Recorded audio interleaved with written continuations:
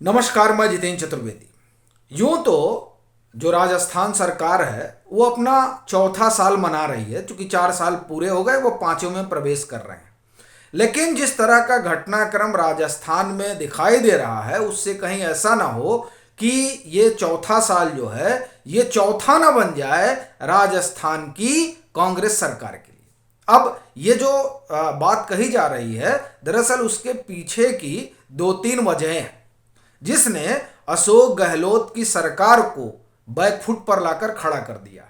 और वो इसलिए भी क्योंकि अगले ही साल राजस्थान में चुनाव होने हैं, और उस चुनाव के लिहाज से अगर देखा जाए तो जिस तरह का घटनाक्रम राजस्थान के भीतर घट रहा है, वो तो कम से कम अशोक गहलोत सरकार के लिए बहुत अच्छा संकेत नहीं है, और ना ही ये कांग्रेस के लिए बहुत अच्छा संकेत है। चूंकि अगर राज्य के लिहाज से देखा जाए तो राजस्थान अकेला ऐसा बड़ा राज्य है जो कांग्रेस के खाते में है।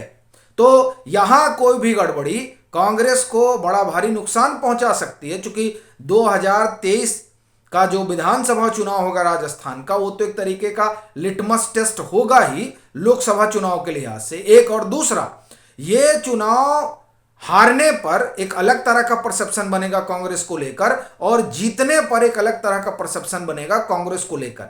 और एक चीज ये भी कि भारत जोड़ो यात्रा का एक अहम पड़ाव ये रहा है। तो दरअसल यहां की चुनाव के हार और जीत से भारत जोड़ो यात्रा की सफलता और असफलता को भी जोड़कर देखा जाएगा। तो इन तमाम कारणों को अगर रखा जाए तो राजस्थान खासा मायने रखता है। लेकिन जो कुछ हो रहा है वो इस चौथे साल में चौथा वाली जो स्थिति खड़ा कर रहे हैं, हम लोग उस पर बात करेंगे। दो चीजें साफ तौर पर दिखाई दे रही हैं। एक तो जैसा आपने सुना ही और आपने संभवतः खबरों में देखा भी होगा कि 24 दिसंबर और क्या हुआ कि पेपर लीक हो जाता है। ये बड़ी खबर है राजस्थान में। और ये जो पेपर लीक हुआ, ये अध्यापकों क्या को लेकर एक परीक्षा वगैरह होनी थी, उसको उसका जो जीके का पेपर है वो आउट हो गया। पता चला कि साहब उसको लोग देखे, और फिर जो है उस पर अब जो आगे कार्रवाई होगी वो तो होगी ही, रद्द वगैरह तो हो गया, वो तो एक अलग मसला है। लेकिन पेपर लीक के लिहाज से अगर देखा जाए तो ये राजस्थान में साल भर के भीतर संभवतः पांचवा मामला है। ये पहला जो पेपर लीक हुआ, अगर हम सिर्फ 2022 की बात कर रहे हैं तो ये फरवरी में हुआ आरईटी का। फिर एक 13 मार्च को हुआ 2022, एक 14 मई 2022 को हुआ, फिर एक 12 नवंबर 2022 को हुआ, और ये जो है 24 दिसंबर 2022 का। तो इस तरीके से आप देखिए तो साल भर में 5 बार तो पेपर लीक हो चुके। ये इस बात को बताते हैं कि दरअसल किस तरह की शासन व्यवस्था राजस्थान के भीतर है। अब अगर एक बारगी ये भी माना जाए कि नहीं साहब देखिए पेपर लीक तो एक आम समस्या है, तब भी ये सवाल तो खड़ा ही होता है कि ये जो आम समस्या बनी हुई है सभी स्टेटों के लिए, वो आखिर में ये आम हो कैसे जा रही है।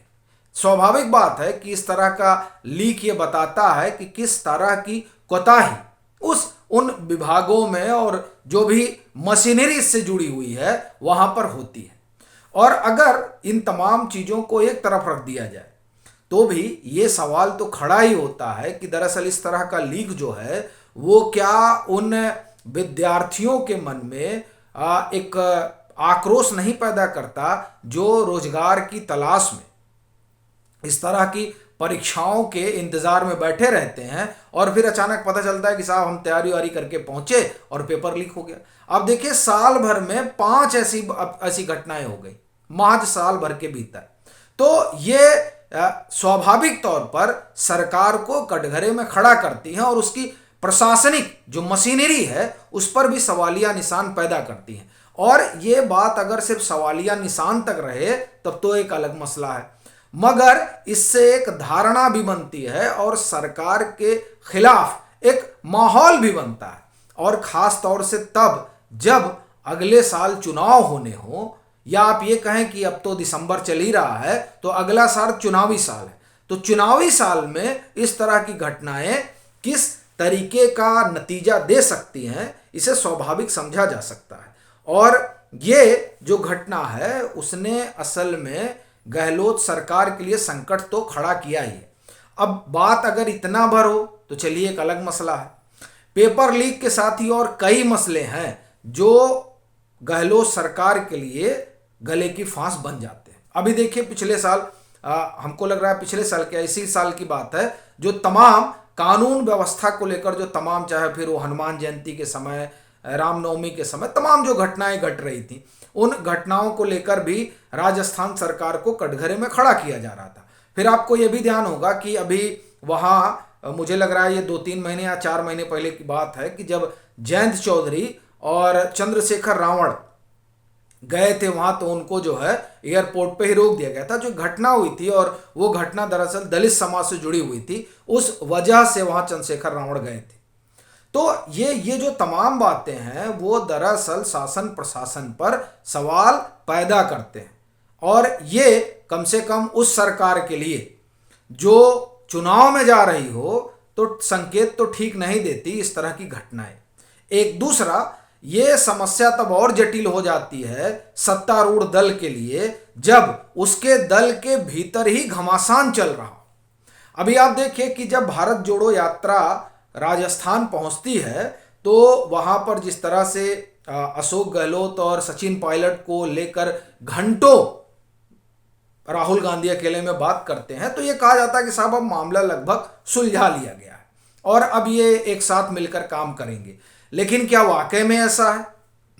अब ये सवाल इसलिए खड़ा हो रहा है कि अभी भरतपुर में एक कार्यक्रम था, उस कार्यक्रम में गए दोनों लोग, अशोक गहलोत भी गए और सचिन पायलट भी गए, लेकिन इनके आने जाने में घंटे घंटे भर का फर्क था। मतलब एक साथ मंच साझा नहीं किए। इसे भी लेकर वहां बड़ी चर्चा चल रही है कि क्या वाकई में जो कहा जा रहा था कि तमाम रसाकसी दूर हो गई वो दूर हो गई, या अभी भी मन मुटाव बना हुआ है। और बात अगर मन मुटाव की हो तो अलग मसला है। दरअसल ये जो आपसी मतभेद है ये कहीं संगठन के काम काज को प्रभावित न करे, खास तौर से तब जबकि राजस्थान चुनाव में जाने के लिए तैयार है। और मसला सिर्फ इन्हीं दोनों लोगों का नहीं है, हरीश चौधरी ने भी मोर्चा खोल रखा है अशोक गहलोत के खिलाफ। अभी देखिए वो जो तमाम उनके बयान आ रहे हैं जो सीधे तौर पर गहलोत सरकार को कटघरे में खड़ा कर रहे हैं। अभी वो देखिए ओबीसी वाले मसले पर लेकर उन्होंने अपना एक मोर्चा खोला ही। फिर अभी देखिए वो वहां पर बजाबते बता रहे हैं कि साहब जो तीसरी दल है आरएलपी, उसको लेकर कह रहे हैं ये तो स्पॉन्सर्ड दल है, और वो इसका बजाबते आरोप लगा रहे हैं अशोक गहलोत पर। देखिए वैसे भी जो राजस्थान की सियासत है उसमें जाट, राजपूत, गुज्जर, मीणा, मतलब जनजातीय समाज, इनका अपना एक अच्छी खासी हिस्सेदारी है, और ये तय करते हैं कि किस सरकार किसकी बनने जा रही है। तो हरीश चौधरी जाट कम्युनिटी से आते हैं और उनकी नाराजगी, अब ये अलग मसला है कि उसे किस तरह से डाइल्यूट किया जाएगा और किस तरह से उनको जो है आप ये कह सकते हैं कि जोड़ा घटाया जाएगा। लेकिन ये एक तो शासन प्रशासन को लेकर जिस तरह से सवाल खड़ा हो रहा है, विपक्ष उनको घेर रहा है, और दूसरा पार्टी के भीतर अशोक गहलोत को लेकर जिस तरीके की खेमेबाजी है, ये दोनों ही चीजें ये बताती हैं कि किस तरीके से गहलोत जो है वो भंवर में फंसे हुए हैं। और खुद वहां कांग्रेस जो है वो एक अलग तरह की परिस्थिति से जूझ रही है, चूंकि जिन दो लोगों के जरिए कहा जाए कि उन्होंने सत्ता में वापसी की थी 2018 में, अब वही दो लोग एक तरह से कहिए कि दो ध्रुव बन चुके हैं कांग्रेस के भीतर, और ऐसा ध्रुव कि नॉर्थ और साउथ पोल की तरह है।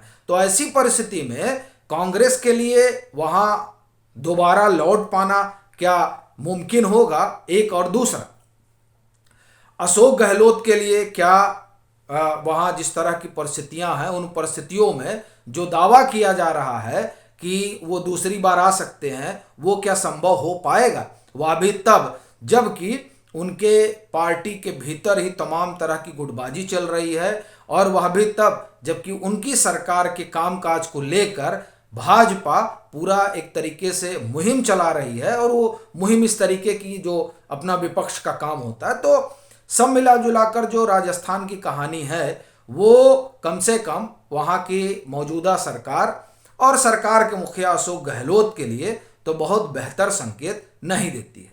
अभी के लिए फिलहाल इतना ही। अगर आप मतांतर से नहीं जुड़े हैं तो जुड़िए, वीडियो को लाइक कीजिए, शेयर कीजिए और अपने सुझाव जरूर साझा कीजिए।